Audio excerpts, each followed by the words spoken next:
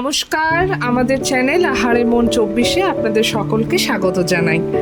আজ আমরা চলে এসেছি গঙ্গার ধারে। বিকালবেলায় গঙ্গার ধারে সময় কাটানো এক আলাদাই তৃপ্তি, কি বলুন, তাই না?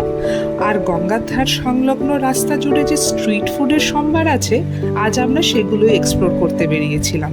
ভেবেছিলাম ফুচকা দিয়ে শুরু করব, কিন্তু চোখে পড়ে গেল এক স্টল, যাতে এমন কিছু খাবারের নাম দেখলাম যা সচরাচর এই মফস্বল এলাকায় দেখা যায় না। এটি এক দাদার দোকান, যার নাম দত্তস ফুড গ্যালারি, এবং দাদার নাম হলো সঞ্জীব দত্ত।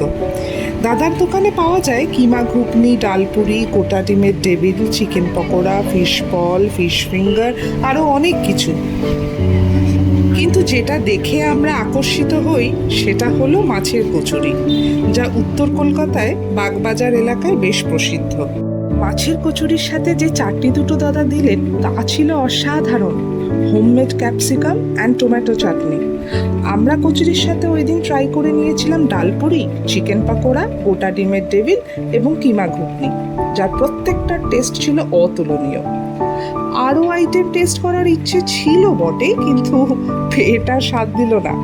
তাই তোমরা যদি দাদার ঘরোয়া এই আইটেমগুলো ট্রাই করতে চাও, চলে আসতেই পারো, একদম রেকমেন্ডেড।